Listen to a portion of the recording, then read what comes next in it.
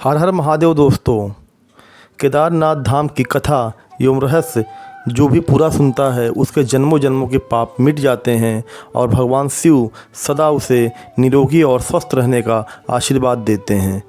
दोस्तों, इस कहानी को, इस वीडियो को पूरा अंत तक ज़रूर देखिएगा। इसमें आपको बताया गया है केदारनाथ धाम के शिवलिंग के रहस्यमयी आकार के बारे में, जो और शिवलिंगों से अलग है।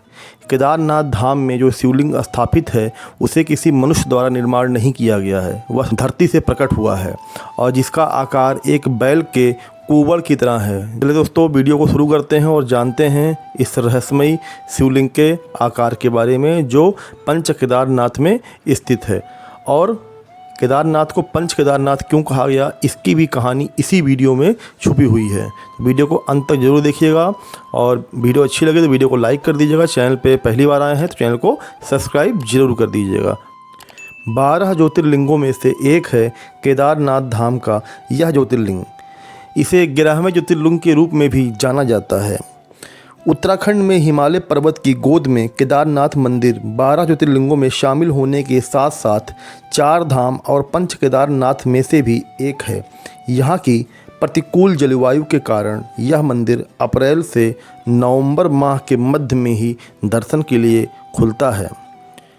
पौराणिक कथाओं के अनुसार हिमालय के केदारनाथ श्रृंग पर भगवान विष्णु के अवतार महातपस्वी नर और नारायण ऋषि तपस्या कर रहे थे।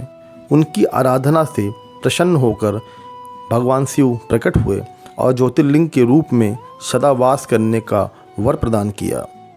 पत्थरों से बने, कस्तूरी शैली से बने इस मंदिर के बारे में कहा जाता है कि इसका निर्माण पांडव वंशी जनमेजय ने कराया था।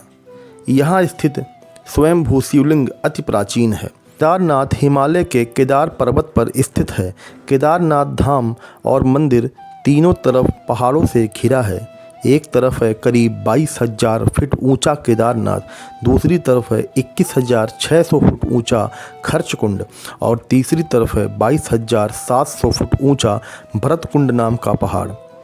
केदारनाथ धाम में 5 नदियों का संगम भी है। यहाँ मंदाकिनी नदी, मधुगंगा नदी, क्षीरगंगा नदी, सरस्वती नदी और स्वर्णगौरी नदी भी है। साथ ही इन नदियों में से कुछ का अब अस्तित्व नहीं रहा, लेकिन अलकनंदा की सहायक मंदाकिनी नदी आज भी मौजूद है। इसी के किनारे केदारेश्वर धाम स्थित है। यहाँ सर्दियों में भारी बर्फ़ और बारिश में ज़बरदस्त पानी रहता है।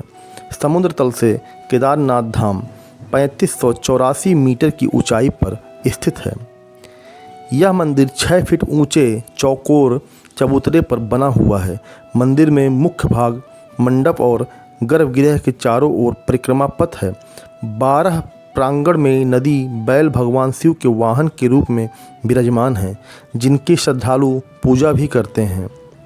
आपदा के बाद केदारनाथ धाम की दूरी 3 किलोमीटर बढ़ गई है। पहले यात्रियों को गौरी कुंड से धाम तक पहुंचने के लिए 14 किलोमीटर तक का पैदल सफ़र करना पड़ता था, लेकिन अब यह दूरी 17 किलोमीटर की हो गई है।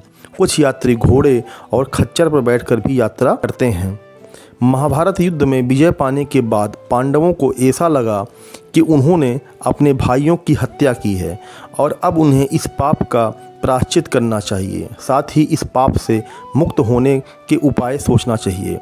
इसलिए पांडव भगवान शिव को खोजते हुए हिमालय पर पहुँचे, लेकिन उनको भगवान शिव ने दर्शन नहीं दिए, क्योंकि भगवान शिव पांडवों को दर्शन नहीं देना चाहते थे और वो अंतर्ध्यान होकर केदार में चले गए। वहीं पांडवों ने भी हार नहीं मानी और वो भी भगवान शिव को खोजते हुए केदार तक पहुंच गए। जब भगवान को यह ज्ञात हुआ तो उन्होंने बैल का रूप धारण कर लिया ताकि पांडव उन्हें पहचान ना पाए। रूप बदलने के बाद भी पांडव उनको पहचान गए। साथ ही भीम ने बुद्धि का प्रयोग कर अपना विशाल रूप धारण कर लिया और अपने पैर 2 पहाड़ों पर फैला दिए। यह देख अन्य जानवर भागने लगे, लेकिन भगवान शंकर रूपी बैल पैर के नीचे से जाने को तैयार नहीं हुए, क्योंकि इसमें भगवान शिव का अपमान होता। यह देख भीम समझ गया कि यही भगवान शिव हैं जो बैल के रूप में हैं। भीम बैल के पास गए तो बैल भूमि से अंतर्ध्यान होने लगे। तब भीम ने बैल के कुबड़ को पकड़ लिया। भगवान शिव ने पांडवों की भक्ति से प्रसन्न होकर उन्हें दर्शन दिया। तभी से भगवान शंकर को बैल की पीठ की आकृति के पिंड के रूप में केदारनाथ धाम में पूजा जाता है। इसे पंच केदार क्यों कहा गया, आइए इसको भी जानते हैं। पौराणिक मानता है जब भगवान शंकर बैल के रूप में अंतर्ध्यान हुए थे तो उनके धड़ के ऊपर का भाग काठमांडू नेपाल में प्रकट हुआ, जहां पशुपतिनाथ का मंदिर स्थित है। साथ ही शिव की भुजाएं तुंगनाथ में, मुख रुद्रनाथ में और नाभि माहेश्वर में और जटा कल्पेश्वर में प्रकट हुई। इसलिए इन 4 स्थानों के साथ केदारनाथ धाम को पंच केदार कहा जाता है। तो वीडियो कैसी लगे, वीडियो में आपकी क्या राय है, कमेंट बॉक्स में ज़रूर बताइएगा। वीडियो अच्छी लगे तो वीडियो को लाइक करके अपने दोस्तों को शेयर ज़रूर कीजिएगा और चैनल को भी सब्सक्राइब कर लीजिएगा। मैं ऐसी ही वीडियो आपके लिए लाता रहता हूँ।